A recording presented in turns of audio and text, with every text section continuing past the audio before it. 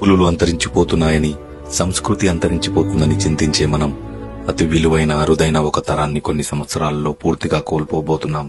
మన మూలాలు పల్లెలే అని, ఉన్న ఊరికి ఏదో చేయాలని భావించి ఆ తరం కోల్పోయి ఏముందులే డడ్డీ విలేజ్ లో అనుకునే కొత్త తరం వైపు అడుగులు వేస్తున్నాం.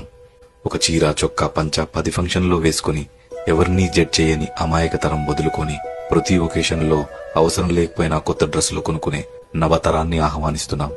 గొడుగులు, బిందెలు, ఆఖరికి చెప్పులు పాడైనా బాగు చేసుకునే తత్వం తెలిసిన తరాన్ని వెళ్లిపోయి ఒక్కసారి నొక్కి పని చేయకపోతే కొత్తది కొనుక్కునే బలుపు తరాన్ని రమ్మంటున్నాం.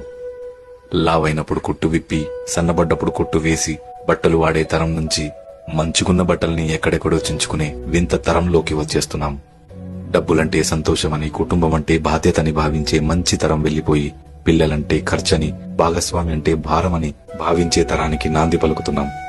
నీకు చందమామ చూపిస్తూ, గోరుముద్దలు తినిపిస్తూ అమ్మతత్వం ఉన్న తరాన్ని మర్చిపోయి ఏం కావాలన్నా ఆన్లైన్లో ఆర్డర్ పెట్టుకో, డోంట్ డిస్టర్బ్ మీ అనే కొత్త అమ్మతనాన్ని అలవాటు చేసుకుంటున్నాం. అమ్మ వారిలా కనిపించిన అమ్మ వాడిపోతున్న కొమ్మ ఆకులా కనిపిస్తున్నా గుర్తించలేకపోతున్నాం. నలుదిక్కులు శాసించిన నాన్న ఒక మూల కూర్చొని దిక్కులు చూస్తున్నాడని గ్రహించలేకపోతున్నాం.